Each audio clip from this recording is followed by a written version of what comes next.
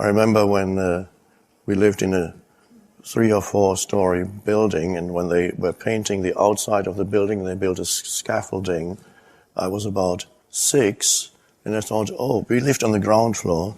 Thought, oh, well, as long as there's a scaffolding, I have no problem. Whenever I want to commit suicide, I can just climb up and jump down. So I'll be okay as long as the scaffolding is there. That's my way out. That shows the degree of unhappiness. And then at 29, it became more and more acute.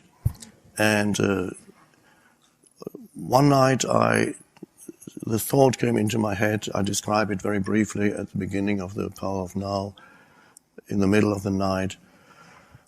I can't live with myself any longer. There was such intense unhappiness, and the depression, it was just too much to take. At that moment, an inner separation happened. I couldn't have explained exactly at that time, but retrospectively I can explain now what happened because I understand it. I didn't then.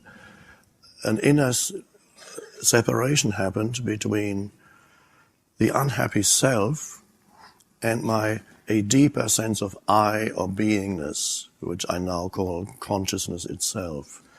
So I had been identified throughout my life with an unhappy mind-made entity consisting of self-images and ideas and self-talk in the mind.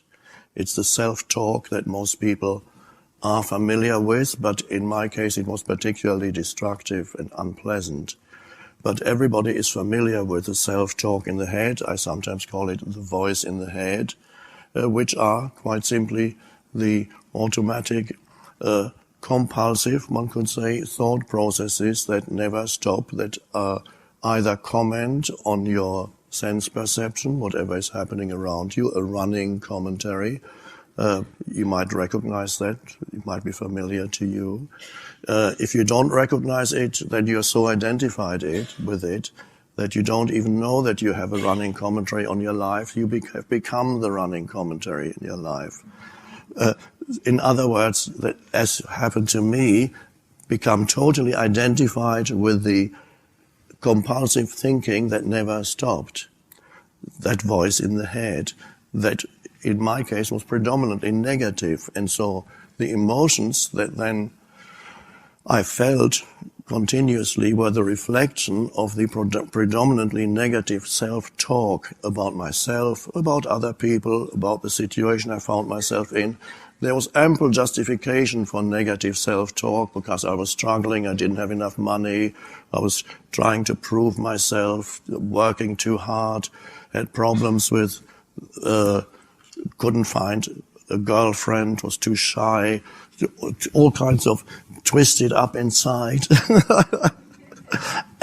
And so basically there was this unhappy me, but at that night I disidentified from it and stood back from it, so to speak. And I suddenly thought, this thought that came to my head, I can't live with myself any longer. There was a stepping back from the thought, and I thought, are there two of me or one? What does that mean? I can't live with myself. Who am I, and who or what is that self that I cannot live with? Then that thought brought about the separation, and then there was an I, and then this unhappy me was somehow recognized as not real. But at that time I couldn't have explained it. It was this very strange experience. All I can say is the next morning I woke up feeling totally at peace. And just opening my eyes, looking around the room, and everything seemed fresh and new. The light coming through the curtains, the simplest objects lying in the table had a certain presence, a benign, wonderful presence to them. Everything I acknowledged, and it was lovely. And there was this underlying peace. And I said, what is this? And then I was living in London at the time. I got on a bus, even going through central London on a bus. Everything seemed so all the people running around the city, everything was so peaceful. I said, this is so strange. And then I bought a notebook and I started a diary, and I started with this first entry was, I don't know what happened to me, but it's something weird. I just have to write this down in case I lose it again.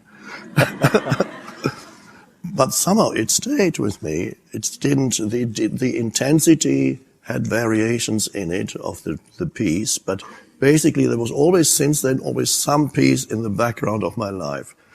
So that was a shift in consciousness. And much later, when I started to investigate other spiritual traditions, Buddhism and mystical Christianity, Gnosticism, Sufism, Zen Buddhism, also the great Hindu teachers, gradually I began to understand that what happened to me, they call awakening or spiritual awakening. And so the understanding wasn't there. There was just the experience of it at first.